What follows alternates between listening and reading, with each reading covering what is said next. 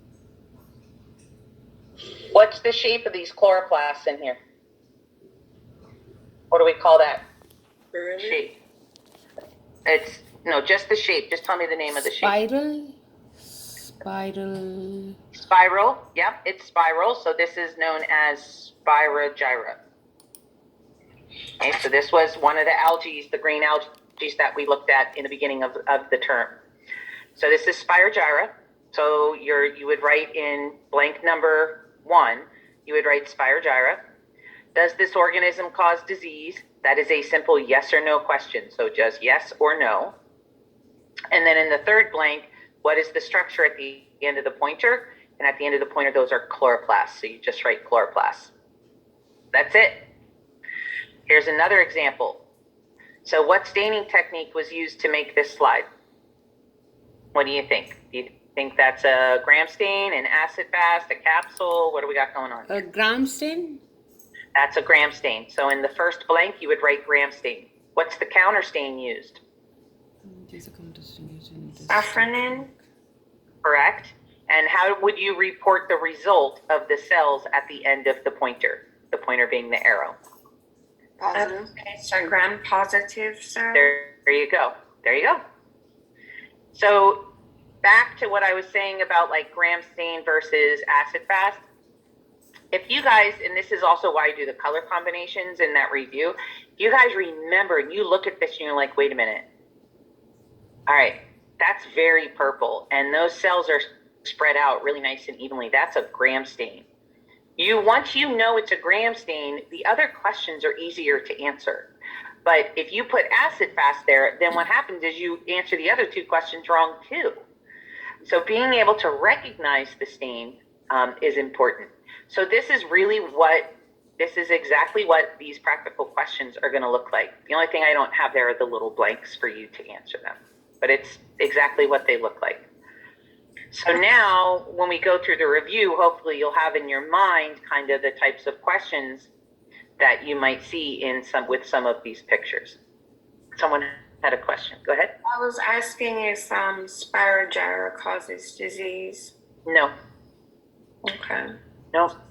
And these pictures are in those study things I put in each of the modules. The pictures are all in there. So go back and look at those pictures. Okay. That's all in there. Okay. So let me go back to our document here and we'll get moving along here. Where'd it go? There it is. All right. So our last one here is our endospore. And in our endospore, the endospore stain, what are we looking for? Why would we use this? Capsule? Is a capsule an endospore? Remember, capsule's on the spore? outside of the cell. Endo means inside. So we're looking for... Spore, no? Yeah, we're looking for endospore forming bacteria. Okay. It is that simple. But it's just a way to remind yourself, why would I use this? What is the primary stain? Malachite green? Yeah, I'm just going to put M green. All right, Kayla, I need you to keep up with me because my handwriting's awful. Is malachite green basic or acidic? It's basic. Yes, it is. It's basic. And again, do we use a mordant? I'll get your question in a second, Sasha. Okay. Is it, do we use a mordant? No. No. Okay, Sasha, what was your question? For the endospore, do you have to say malachite green and heat, or is malachite green sufficient? For the primary stain, it's malachite green. Now, that's a great question because in our diagram, it shows heat as a mordant. I don't technically consider heat a mordant because a mordant is a chemical, not an energy, and heat is not a chemical. But like the diagram I used in our presentation, did show heat as a mordant. So if you put heat down as a mordant, I do not mark it wrong. But if you say, no, there is no mordant, I don't mark that wrong either. Okay? Just to let you guys know, because some books consider heat a mordant, others do not. So thank you, Sasha, for that question, because it reminded me to tell you guys that. That also would apply for the acid fast stain. Some books use heat as a mordant, but I don't consider it a mordant because mordants are usually a chemical compound. But if you put it, I will not mark it wrong. If you do not put it, that does not get marked wrong either. What is our counter stain in the endospore? Safranin? Safranin, excellent. Acidic or basic? Basic. Basic, you're so basic. What's our color combination? Green and pink.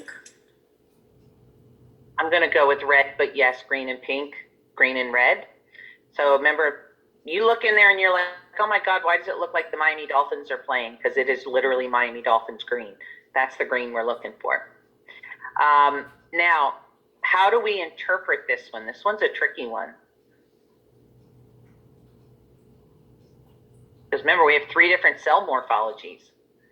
So if we have green inside red, what is that? An endospore. Yeah. Inside the vegetative. Yeah. So, Endo. If I'm just going to, here, endospore. I have red only. What's that one? I think Sasha just said that one. vegetative. Yeah. Yeah. Yep. Vegetative cell. See, you guys are rocking this. And then green only.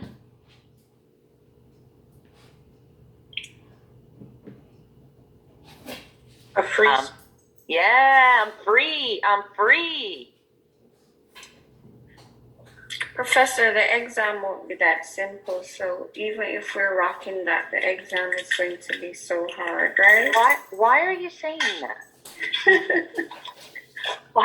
Why are you saying that? Like you're already defeating yourself before you even got these exams not until tomorrow, and you're already telling yourself that you can't do it. Stop that. Don't do that. You are better than that. You're over here rocking these questions, Sasha. You're kicking it, but in your mind, you're going, I'm not going to be able to do this on the exam. Professor, can you scroll back up just a little bit? Sure. Which one can you not read? Because I have handwriting that's atrocious. My laptop just died, so I had to restart it. Oh, that's When okay. we got to Endospore. You know what? I'll come back to it. Okay. Okay. Yeah. All right. So microscopes. If the total magnification of a specimen is recorded as 400x, what objective are you going to use with the same microscope that has a 10x ocular?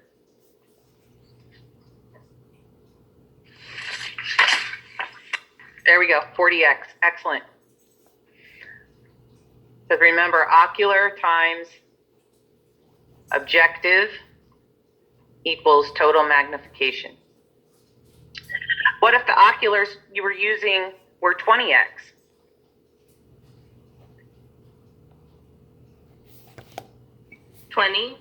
Yep, you got it.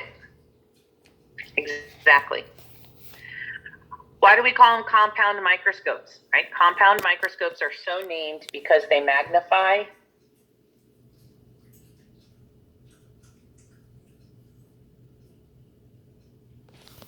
what's compound interest? Anybody here, financial? Anybody know what compound interest is? And if you're not getting compound interest in your bank account, you need to change banks. Not quite over. It is over time, Nizori. Yes, compound interest does collect over time. But why does compound interest, why do you want something with compound interest? Doesn't it keep building on itself? Yes, it's interest. You collect interest on your interest. Are we all ladies today? I have to ask that question, by the way. Are we all ladies today? Do I have any gentlemen in class today? I don't think we have any men in our class, do we? We have one. Is he here today? Because I don't want to say ladies and exclude any gentlemen. I don't see him here today. All right, so ladies, compound interest. This is a life lesson, not a micro lesson. Compound interest. Find a bank account with compound interest. Because every day that you build interest in your bank account, you build interest on your principal, which is the money that you deposit, plus money on the interest that you earned yesterday. So every day that you collect interest, you're collecting more interest on interest you've already made. So 3 days from now, those 3 days worth of interest, you're going to get interest on that. See how that works? So it compounds. So every day you're collecting interest on your principal plus the interest you've already collected. So if you do that in a savings account and you just keep throwing money in there, the higher the interest rate, the more and compounds, the more money you're going to make over time. Just ladies, know your finances. Make your own money. All right. Now, back to micro. So if compound interest is interest on top of interest, compound magnification would be magnification on top of magnification. So a compound microscope is like compound interest. It magnifies twice. Its own interest rate on top of the interest already earned. So magnification on top of magnification. So it magnifies twice. So there you go, ladies. We learned a life lesson and we learned a microscope lesson. All right, what is used with the 100x objective in order to maximize the amount of light for observation of a specimen? Oil? Excellent, excellent. Yep, oil immersion, Maria, you got it. Kayla, are you laughing at me teaching you ladies to make your own money? She's laughing. Kayla's been laughing at me this morning. All right. What characteristic of protozoans, because there's no men in here. I know there are no men here today. I'm not sure what that is. What characteristic of protozoans is used in initial classification?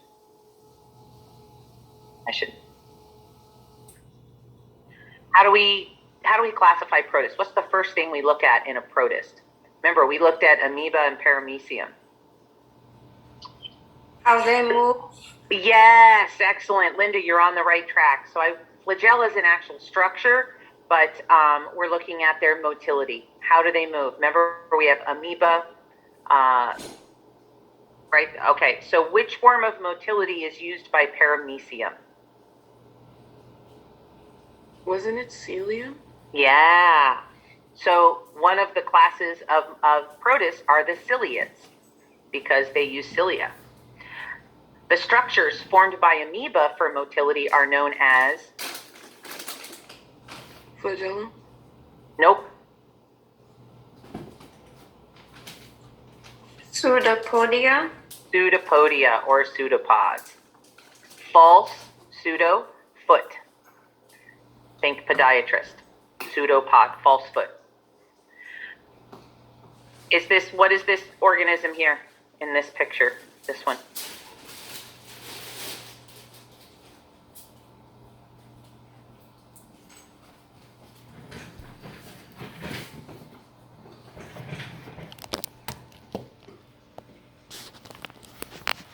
Yep, Linda, exactly. It's paramecium.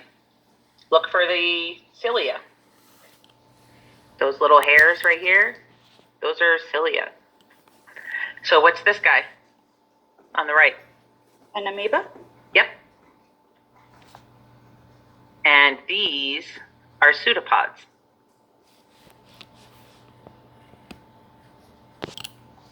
And these are, remember, amoeba are like shape changers. They can change those pseudopods in order to move in different directions. All right, let's look at our photosynthetic organisms here. Let's label each picture. What's this guy here? Told you this is 1, this is 2, this is 3. So number 1, what's number 1? Is that what you just showed us, the spiral thing? Yeah. I mean, that's okay, but we're going to go with Spirogyra instead of Spirothing. How's that? Just make sure you put Spirogyra on the exam, Sasha, and not Spirothing, because you only get like half credit for that. All right, number 2, what's this guy?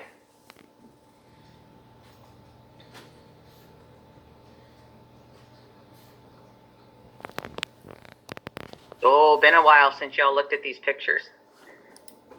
Is it a spore? No, it is not. Notice we're looking at photosynthetic organisms. So in these organisms, this guy is photosynthetic, but he has a cellulose shell. He has this little groove here, right? You're looking for this little groove. Looks like 2 little World War II Army helmets put together.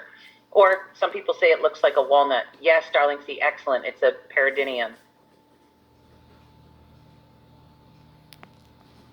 Number 3, what are we looking at here?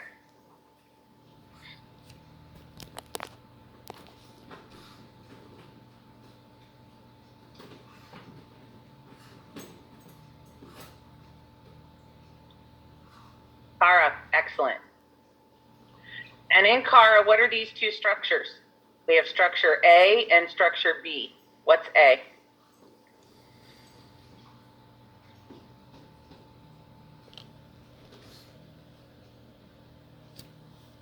A is testes. B is ovary. All 3 of these, 1, 2, and 3, all 3 of these are algae, which means all 3 of them are eukaryotic.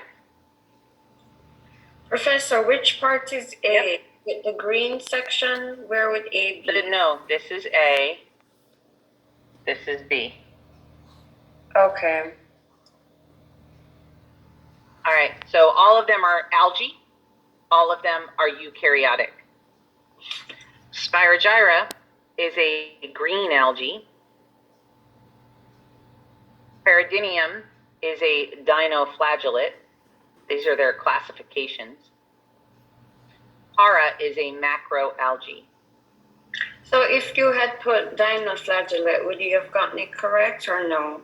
If I asked you for the name of this specific organism, I expect peridinium. If I asked you for the classification of the organism, I would expect dinoflagellate. Okay. Okay. All right. What about this guy here? So this is 1, 2, 3. So this is 4, this is 5, and this is 6, and this will be 7. So number 4.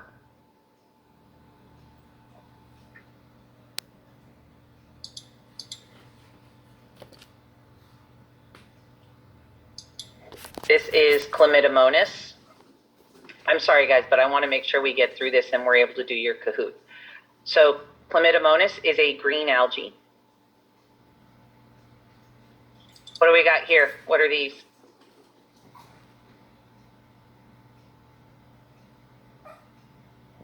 Yep, good, Kayla. These are diatoms. And yep, diatoms. Diatoms, I'm not going to ask you for the name of it because these are just a general classification. So diatoms is all of them are diatoms. Number 6, diatoms fall under algae as well. Cyanobacteria? It is a cyanobacteria. Do you know which one it is? Rakshana said it earlier. Spore?